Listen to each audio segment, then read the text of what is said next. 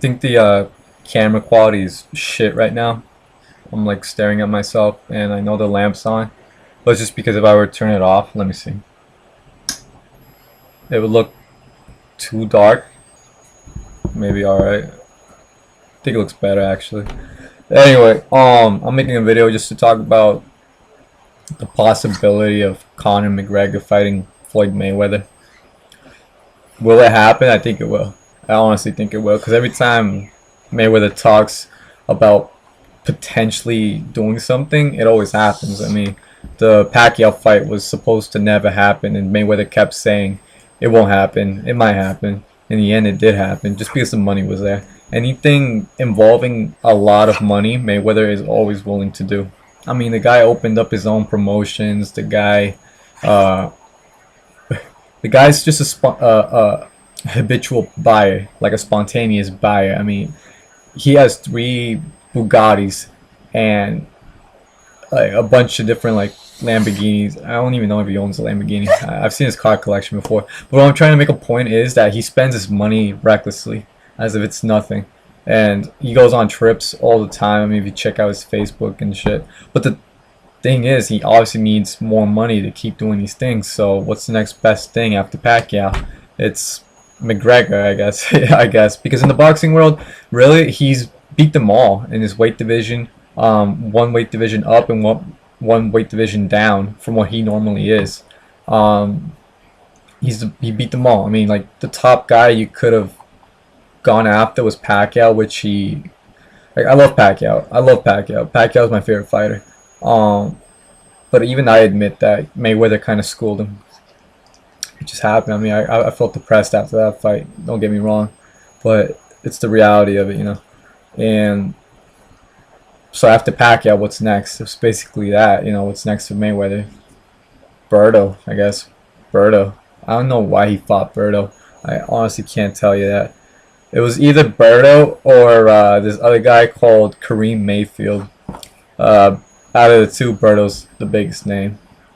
And it was a shame to see Mayweather go out on that note, but he's coming back.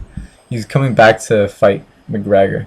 And I'm not a big MMA fan, but I'll watch it if there's nothing else to watch and I'm with my buddies who like MMA. That's usually how it goes down. If I'm alone at my house and there's MMA on, I'm not going to watch it. But if I'm with some buddies who are into watching MMA, but there's no boxing on, we'll watch MMA.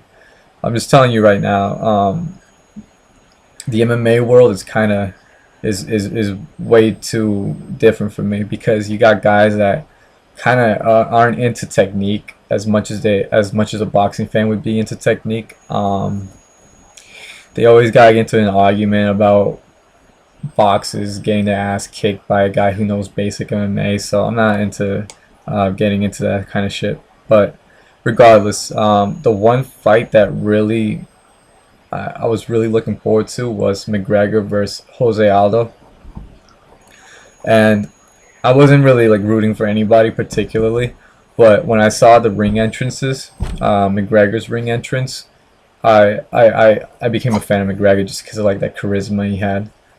He came into the ring, or the octagon, I guess it's called, with some folk Irish song, which I looked up, and it's a song that's about some battle that took place against England. And then that song transitioned into Biggie Smalls' "Hypnotized," which fucking like jolted me. I felt like, wow, that was the best entrance I've ever seen. And it was, yeah, it was the best entrance I've ever seen. So I was like, oh man, like after that, McGregor has to win. Jose Aldo's wasn't bad either. It was Run This Town. It was Run This Town by Rihanna and Jay-Z. And it was showing how he came from humble beginnings and whatnot. So both of them had it pretty good. I just liked McGregor's better, and that was basically it. That's how I made my decision as to whose fan to be. Stupid, right? But regardless, I'm not a big MMA fan, so anything will sway me over. So yeah, the fight happened. The fight happened, which lasted 13 seconds. McGregor knocked him out with like a check right cross. Well, actually, he's a southpaw. What did he hit him with? I forget honestly, but it was a quick hook. that it wasn't powerful, but it was just so unexpected. It caused Jose Aldo to drop, and that's when McGregor went in for the kill. You know how the MMA fighters, they go in for the kill. They don't give you a chance to even try to get up. They'll just hammer fist your face in. So that's what happened. The quickest knockout, I guess, in like championship fight history in UFC. Good, right? It was worth the $70 the household spent where I went to see the fight. All I had to buy was chicken wings, I guess. But I became a fan of McGregor's after that. But it's not that I'm a big fan of McGregor's. If he has another fight, I'll tune in. But I didn't tune into his last fight, which was against this guy called Nate Diaz. I don't even know who that guy is, honestly. But I know that he spars against Andre Ward, who's arguably number 2 top pound for pound fighter in the world. Number 2, right behind Chocolatito. So okay, so Nate Diaz versus Conor McGregor. I know Conor had to go up in weight because at first the fight was going to be against some Brazilian guy who was closer to Conor's weight, but then he got hurt or something. So McGregor had to go up in weight and fight Nate Diaz. And from what I heard from the fight, because I didn't watch it, was that McGregor was winning on points. But eventually the size made a difference and Diaz choked him out or whatever. It happened. It's not really that bad of a loss. Because for me, the thing about MMA is like it's so easy to turn the tides. If you grab the guy from behind, that's all you need to do to win, I guess, is just choke him out. He might be a better fighter than you overall, but if you just choke him out, you win. Just turn off the alarm clock. I set it to like 10:30 all the effing time.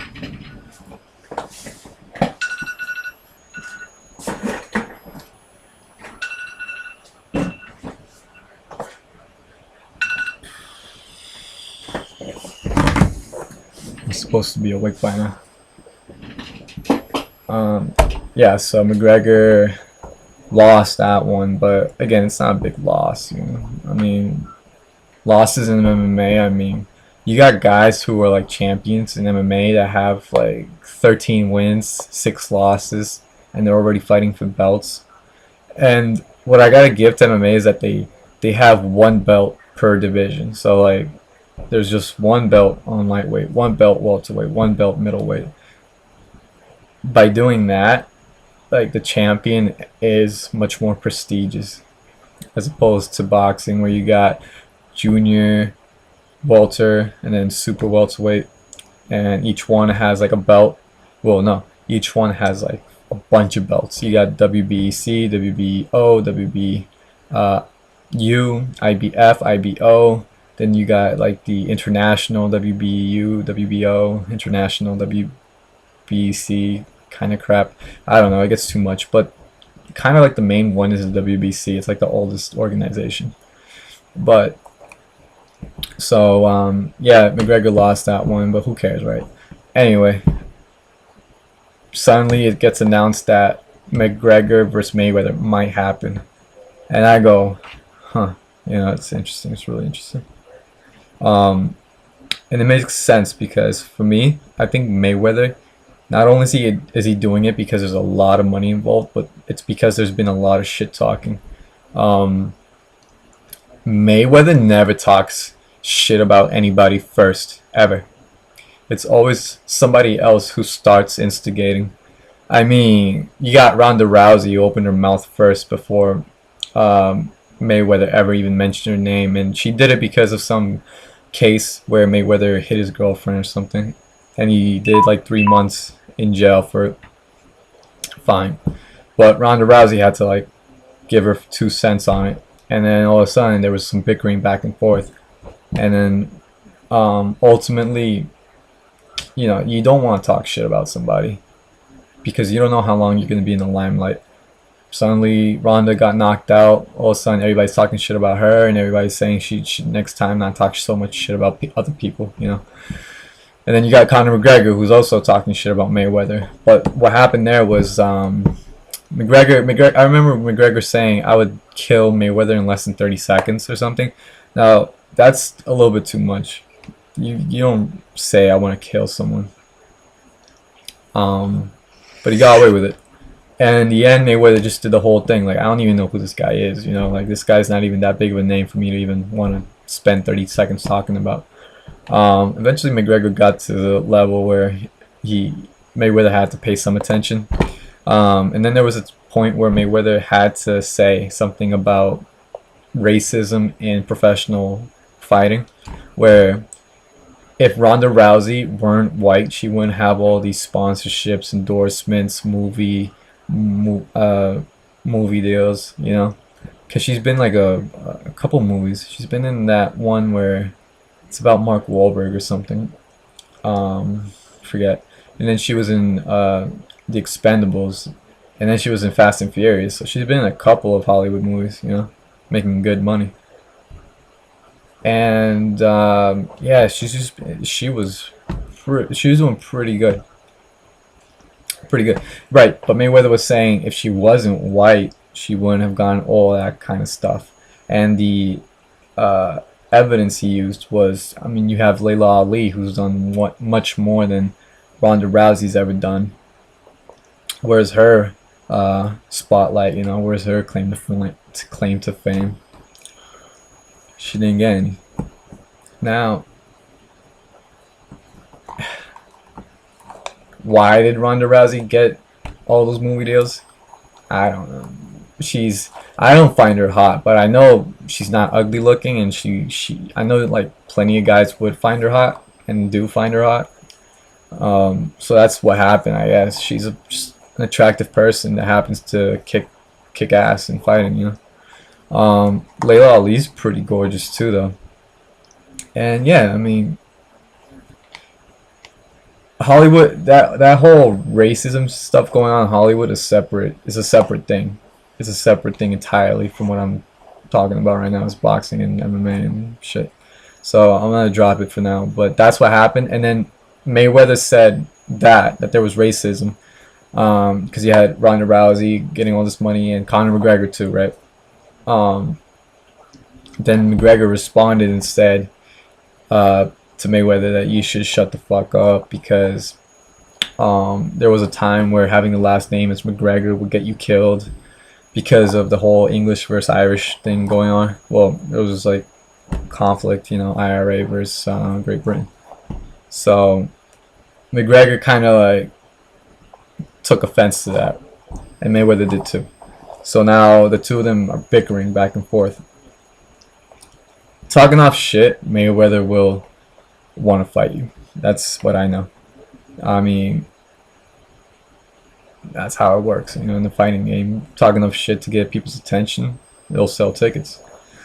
Yeah, so McGregor versus Mayweather, each day gets closer and closer to happening. Some people say it won't happen, but I'm one of those guys that say it will happen. It will. And it's kind of weird because McGregor, I don't think will have a professional record. It'll basically be his debut in boxing. Not to say he's bad at it. I mean, he's a professional MMA world champion. So his stand-up game has to be good. He knocked out Jose Aldo with it. So I think that he warrants the opportunity and deserves it, kind of, to get a shot at Mayweather. So I don't know. He'll go into the fight being 0 wins, 0 losses, 0 draws, 0 knockouts, and that's weird too, because Vasily Lomachenko, he wanted the opportunity for his first fight to be a title match, but I think it was Bob Arum who said to him, "You can't. It's just not doable." The committee, the World Boxing Committee, will just not allow it. You have to have at least one ranked match in order to fight for the title belt. But then again, they're not. You don't have to be fighting for a title belt. You could just be fighting for, I don't know, the hell of it. You know, Mayweather. At this point, beating Mayweather isn't about winning a title. It's about beating Mayweather, having the title as the man that beat Mayweather. I'm gonna have to end the video because going to get past the time limit, but I'll continue in a bit. Thanks.